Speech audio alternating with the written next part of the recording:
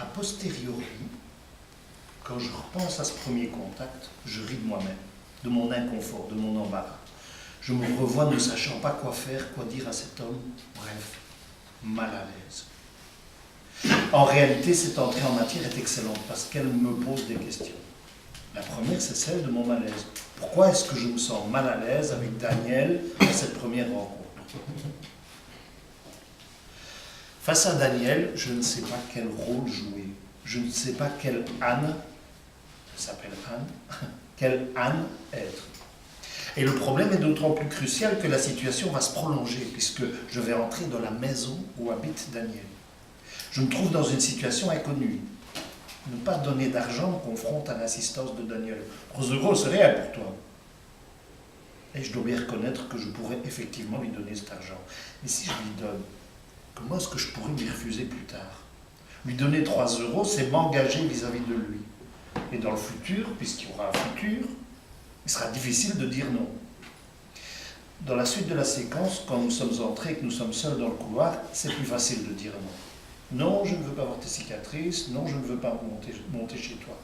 Pour moi, ces propositions correspondent à entrer dans son intimité. Et ce répertoire-là, je connais.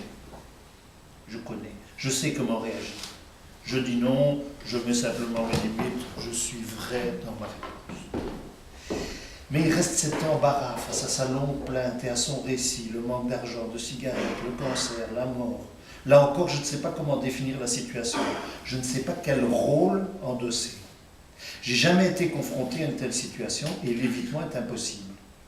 Pour avoir une place dans la relation, j'essaie de changer la donne en posant des questions. À remettre le petit déjeuner, qui ne sont en réalité que des diversions de courte durée, qui ne changent pas la situation. La mort du père est une chose que nous avons en commun et qui pourrait constituer une base pour un échange égalitaire.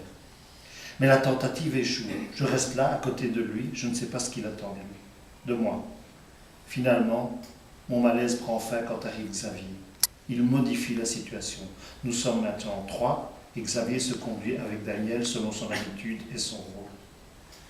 Quant à moi, je peux changer d'interlocuteur, me définir face à Xavier, lui dire qui je suis et ce que je vais faire. Je constate que Xavier connaît le répertoire de Daniel. Il a des réponses à lui fournir, comme par exemple, tu as eu ton argent poche hier, tu n'auras rien aujourd'hui.